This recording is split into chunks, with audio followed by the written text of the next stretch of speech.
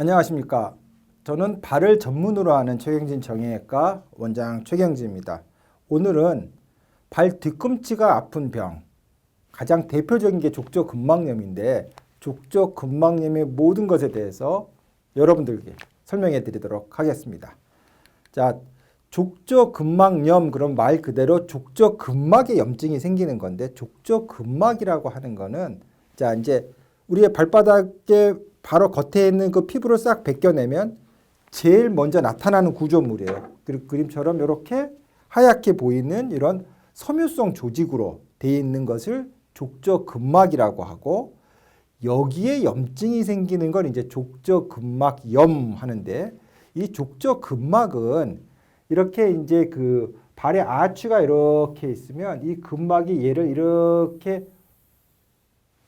유지해주는 역할을 하기 때문에 엄청난 부하가 걸립니다. 엄청난 부하가 많이 걸려서 아주 튼튼한 조직이에요. 근데 그 부하가 대부분에 서 있거나 걷거나 할 때 요 뒤꿈치 쪽에 많이 걸려요. 뒤꿈치 쪽에. 그래서 그림처럼 족저근막이 이렇게 있는 경우에 활동을 많이 하면 이렇게 빨갛게 보이는 요 부분에 염증이 많이 생겨서 대부분 뒤꿈치 통증이 유발되는 것입니다. 그래서 이제 이게 족저근막염인데, 가장 특징적인 소견은 바로 말씀드린 것처럼 발 뒤꿈치가 아프다. 그런데 또 하나는 아침에 일어나서 첫 발을 딱 딛는데 아픈 거예요. 그러면 이 두 개만 들어도 아, 이거 족저근막염이구나.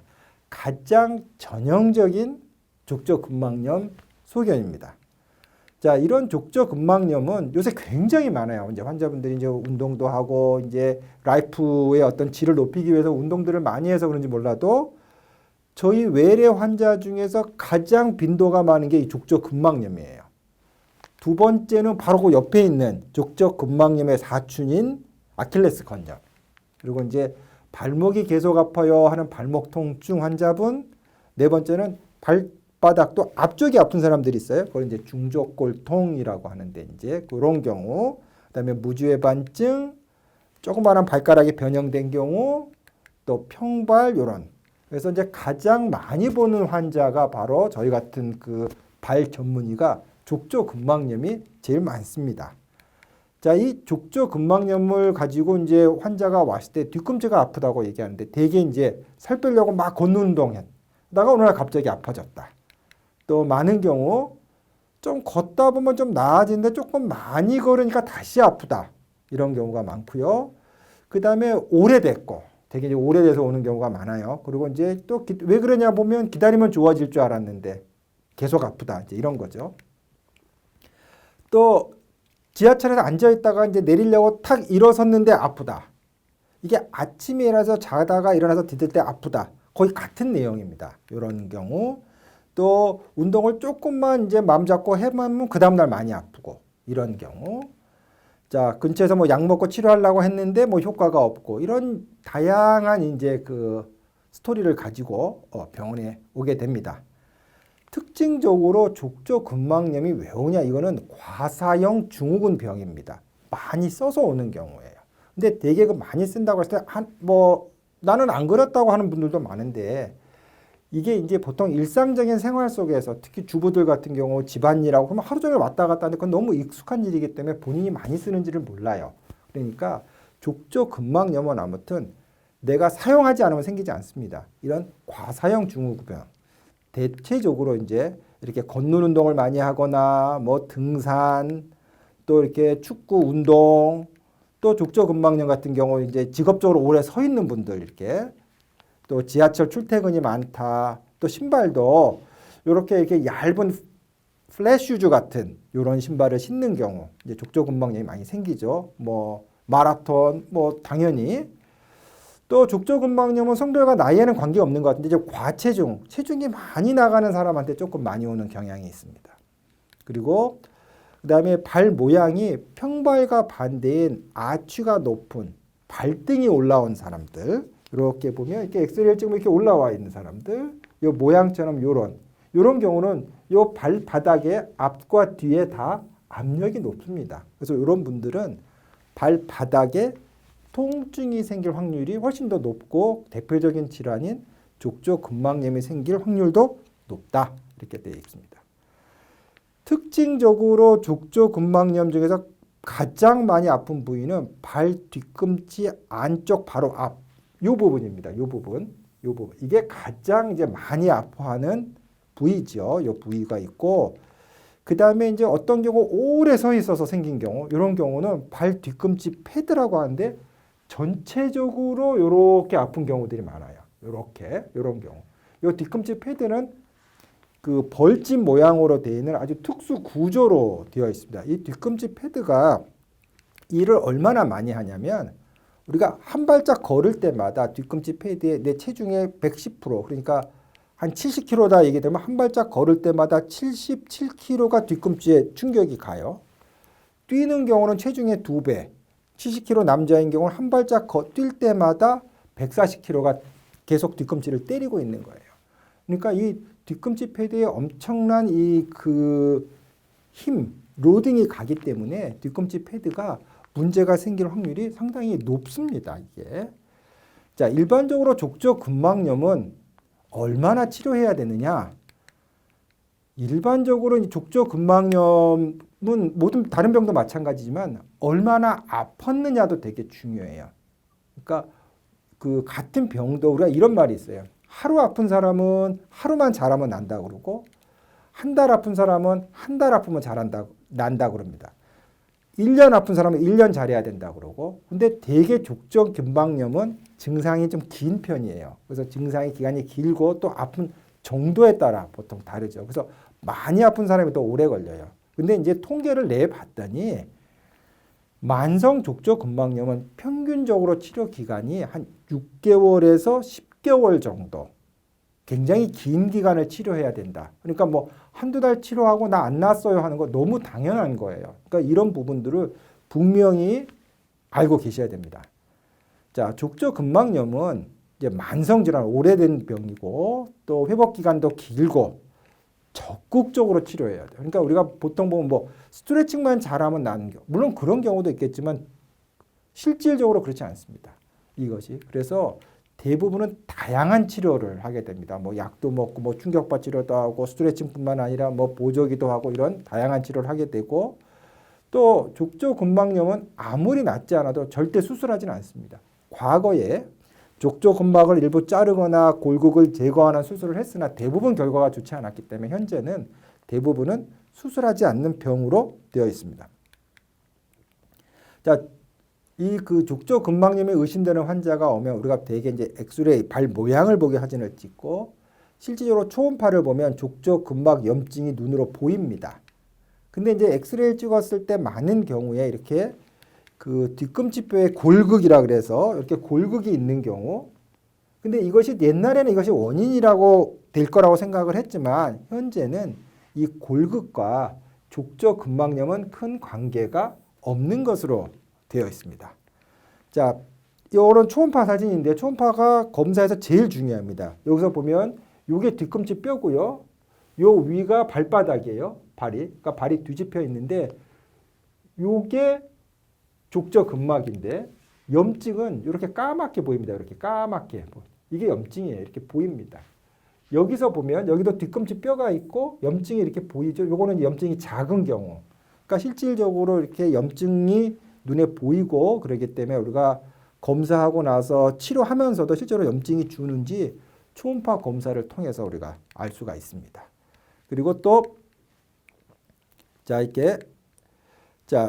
족저근막물은 아까 뒤꿈치 패드 오래 서 있는 경우 이 패드에 이렇게 염증이 있는 경우 이렇게 보이죠? 염증이 이렇게 있는 경우가 있고 옆에 있는 경우는 이제 정상적인 소견인데 이게 차이가 있는 것을 알 수가 있습니다. 자, 족저근막염도 잘 안 낫는 족저근막염은 어떤 거냐? 오래 아픈 경우. 그렇죠? 아까 말씀드린 거대로. 그리고 양발이 같이 아픈 경우. 한쪽이 아프면 한쪽이 도와주는데 양발이 같이 아픈 경우. 그러니까 범위가 넓은 거예요. 잘 치료되지 않고 또 뒤꿈치 전체가 한 곳이 아픈 게 아니라 뒤꿈치 전체가 아프거나 발바닥 전체가 아픈 경우. 그러니까 범위가 넓은 경우가 잘 낫지 않더라. 또 하나는 옛날에 치료할 때 스테로이드 주사를 맞았는데 잘 안 난 경우, 다시 재발한 경우, 이거 잘 치료가 되지 않아요. 또 하나는 오래 아프면서 여러 증상들, 그러니까 거기 통증뿐만 아니라 화끈거린다, 시리고 저리고 뭐 이런 말초신경염 증상이라고 하는데 이런 것이 동반된 경우 잘 낫지 않습니다. 자, 이제 치료적인 면에서 보면 자, 족저근막염은 과연 어떻게 치료? 지금부터 잘 들으셔야 돼요. 굉장히 중요한데 자, 족저근막염은 과사형 증후군 병이에요. 과사형 증후군은 많이 써서 생겼기 때문에 치료는 일단은 가능한 한 날 때까지 발을 안 쓰는 게 중요해요. 그러니까 염증이 있는 발은 조금만 써도 염증이 생기기 때문에 얼만큼 발을 안 쓰느냐. 근데 이제 이 얘기를 하면 뭐 살이 찐다 아니면은 뭐 내가 인생의 낙은 걷는 운동이다 뭐 이러면서 상당히 그 저항이 많습니다.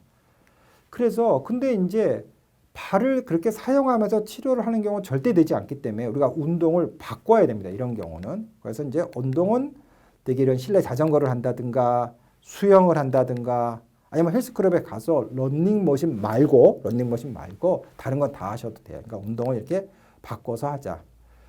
두 번째는 아픈 부위를 냉찜질을 하는 게 중요해요. 하루에 3번 정도 10분씩.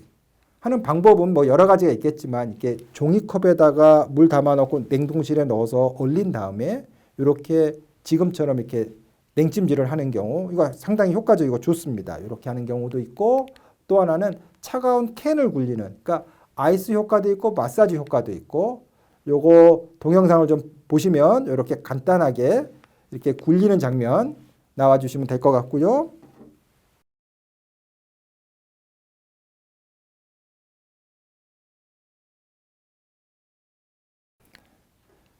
아니면 아예 그냥 찬물에 발을 담가도 돼요. 찬물에 발을 담가도 냉찜질 효과가 있습니다. 자, 그리고 또 하나는 이제 그 발을 보호하기 위해서 아주 쿠션이 좋은 신발. 그러니까 이런 신발을 신다든가 아니면 보조기로 이렇게 실리콘으로 된 힐컵이라고 하는데 가장 많이 쓰고 효과도 되게 좋습니다. 그러니까 이런 힐컵 아니면 이제 깔창들, 이런 깔창 같은 거 쓰는 경우 이게 이제 도움이 됩니다. 이런 이제 하이힐이나 이런 플랫 슈즈, 자, 이런 하이힐은 족저근막이 단축이 되기 때문에 여기에 로딩은 많이 하고 여기에는 많지 않지만 이것이 단축이 돼서 계속 족저근막을 나쁘게 하는 경향이 있습니다. 하이힐은. 플랫 슈즈는 뒤꿈치를 보호하지 못하기 때문에 그 나쁜 신발에 들어가죠. 그 다음으로 중요한 건 이제 족저근막을 자꾸 스트레칭을 시켜주는 것이 굉장히 중요합니다. 이런 스트레칭 운동, 그 다음에 하는 방법은 아까처럼 벽 대고 하는 거라든가 아니면 이런 스트레칭 보드를 이용해서 이렇게 서 있는 경우 이런 거 방법이 되겠습니다. 자, 스트레칭은 너무 중요하기 때문에요. 오늘 요 스트레칭 하는 방법에 대해서 이제 동영상으로 여러분들에게 설명해 드리려고 합니다. 자, 아킬레스 신장 운동에 대해서 설명을 드리고자 합니다. 자, 아킬레스 신장 운동을 할 때는 지금처럼 이제 벽을 들고 이렇게 환자분이 쓰신 다음에 자, 벽을 가볍게 짚고 자, 불편한 쪽 발을 한 발 뒤로 그다음에 그 반대편 발을 약간 앞으로 하고 이때 주의해야 될 점은 이 상태에서 약간 배에다가 힘을 주고 엉덩이 쪽에 약간 힘을 좀 준 상태에서 발을 일자로 무릎을 펴고 뒤꿈치가 이 그 바닥에 딱 닿아 있어야 됩니다. 그리고 이 발 자체가 밖으로 쏠리거나 하면 안 돼요. 이게 딱 앞으로 일자 이렇게 된 상태에서 자, 앞을 보시고 이 상태에서 자, 엉덩이만 앞으로 쭉 자, 이렇게 하면 자, 여기가 이제 타이트하게 느껴지죠. 이 상태는 유지했다가 하나, 둘, 셋 해서 열이 되면 뒤로 이렇게. 그런데 이때 앞으로 갈 때 너무 이렇게 제껴지거나 또는 뒤로 와서 앞으로 너무 숙여지거나 하지 않도록 주의해야 됩니다. 자, 다시 한번 보면 이 상태에서 움직이지 말고 엉덩이만 앞으로 가서 타이트하게 느껴질 때까지 이렇게 하고 열 정도 세면 다시 뒤로 이렇게 하는 것이 아킬레스건의 가장 기본적인 방법이라고 하겠습니다. 자, 하는 방법은 자, 아까 처음에 말씀드린 벽 대고 하는 것도 있지만 그림처럼 계단 끝이라든가 저런 데 있어서 이 스트레칭과 강화 운동을 동시에 하는 방법입니다. 요거는 그래서 이제 지금 요것도 역시 동영상으로 저희가 그 보여드리고 설명드리도록 하겠습니다. 자, 내리고 쭉 저대로 유지 올리고 건 상태. 일단 내리고 쭉 최대로 올리고 내리고 원 상태. 이렇게. 자, 그 외에 이게 이제 이렇게만 해갖고 효과가 없는 경우도 많아요. 그래서 어쩔 수 없이 진통소염제를 먹고 아까 같은 경우 오래된 사람이 화끈거리고 쑤시고 이런 경우는 신경염약도 같이 복용하게 됩니다. 그리고 요새는 이제 족저근막염이나 아킬레스 건염에는 체외 충격파를 많이 합니다. 아주 스탠다드 가장 기본 치료로 돼 있고요. 자, 이것을 하는 이유는 일단은 장기적으로 할 수 있고 부작용이 없고 그 다음에 효과가 검증되어 있는 치료입니다. 그래서 대개는 일주일에 한 번 정도 하고 한 2,000타 정도가 이제 기본입니다. 그리고 언제까지 하느냐? 뭐 몇 번 하면 좋아지고 이런 거 아닙니다. 이거는 좋아질 때까지. 그러니까 생각보다는 여러 번 많이 하게 됩니다. 자, 족저근막염의 치료를 이제 정리를 하면 이제 말씀드린 대로 이제 가능한 한 안정하고 냉찜질하는 거. 그다음에 족저근막 아킬레스 족저근막 스트레칭. 그리고 쿠션 있는 신발과 보조기, 소염제약, 그다음에 체외 충격파 치료. 이게 기본이고요. 그다음에 이 치료를 꾸준히 하면 완치됩니다. 그래서 족저근막염은 정리하면 회복이 오래 걸리는 만성 질환이지만 철저한 안정과 다양한 치료를 꾸준히 시행하면 완치가 가능한 병입니다. 그러니까 실망하지 마시고 꾸준히 하시면 됩니다. 감사합니다.